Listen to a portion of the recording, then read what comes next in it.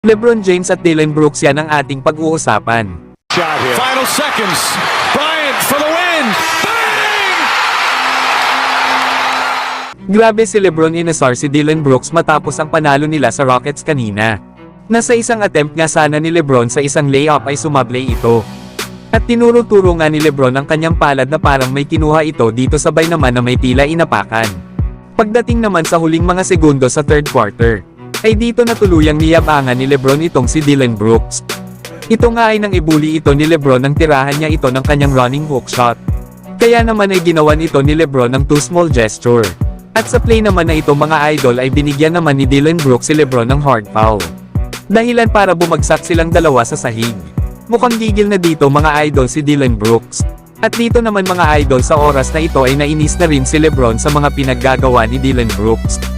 Matapos kasi itong ma-foul ni Brooks ay bahagyang tinulak ito ni LeBron. Kaya naman ay nabigyan si LeBron ng kanyang first technical foul ngayong season. Pang-pitong technical foul pa nga lang ito ni LeBron mga idol simula nang sumali ito sa Lakers. Na dahil naman dito ay nag-init na rin itong si LeBron at tuluyan ng iniwanan ang kanyang bantay na si Dillon Brooks. At pinakitaan niya nga ito ng malupit na isang slam dunk. Nakakalain mo talaga na hindi pa 38 years old itong si LeBron kapag dumakdak. Nasinundan naman ito kaagad ni LeBron ng isang dagger 3-pointer at napatingin na nga lang dito si Dillon Brooks. Na bago nga matapos ang laro ay nayabangan pa ni LeBron muli itong si Dillon Brooks. Ito nga ay nang mabulangan niya ito sa isang play at nakawala nga si LeBron sa depensa ni Dillon Brooks.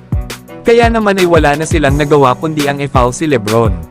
Nahawak-hawak nga ni LeBron ang kanyang kamay kung saan siya nahampas.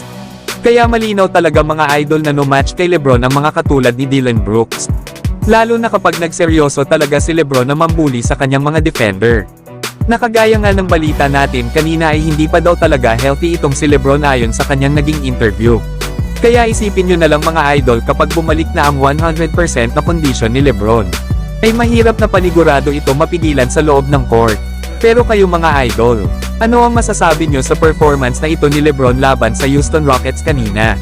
So hanggang dito na lang tayo mga idol. At huwag nyo naman kalimutan mag-subscribe bilang pagsuporta.